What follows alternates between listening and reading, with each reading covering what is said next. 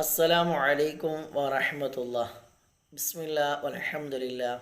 അല്ലാഹുമ്മ സ്വല്ലി അലാ മുഹമ്മദ്. ഫാത്തിഹ സൂറത്തിന് ശേഷം, അതായത് വലദ്ദാല്ലീൻ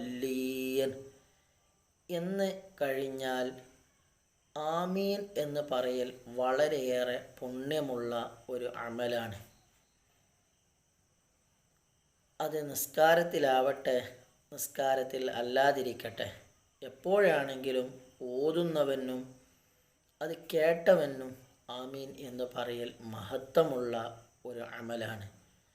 മഹാനായ വഹബ് ബിൻ മുനബ്ബഹ് റഹിമഹുല്ല പറയുന്നുണ്ട്, ആമീൻ എന്ന പദത്തിൽ 4 അക്ഷരങ്ങളാണുള്ളത്.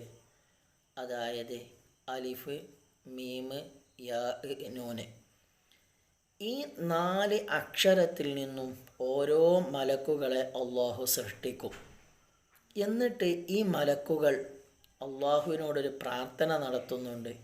അള്ളാഹുവേ, ആമീൻ പറഞ്ഞ മുഴുവൻ ആളുകൾക്കും നീ പൊരുത്തപ്പെട്ട് കൊടുക്കണമേ, അവരുടെ പാപം നീ പൊരുത്തപ്പെട്ട് കൊടുക്കണമേ എന്ന് അവിടുന്ന് പ്രാർത്ഥിക്കുമെന്ന് വഹബ് ബിൻ മുനബ്ബഹ് റഹിമഹുല്ല പറയുന്നുണ്ട്.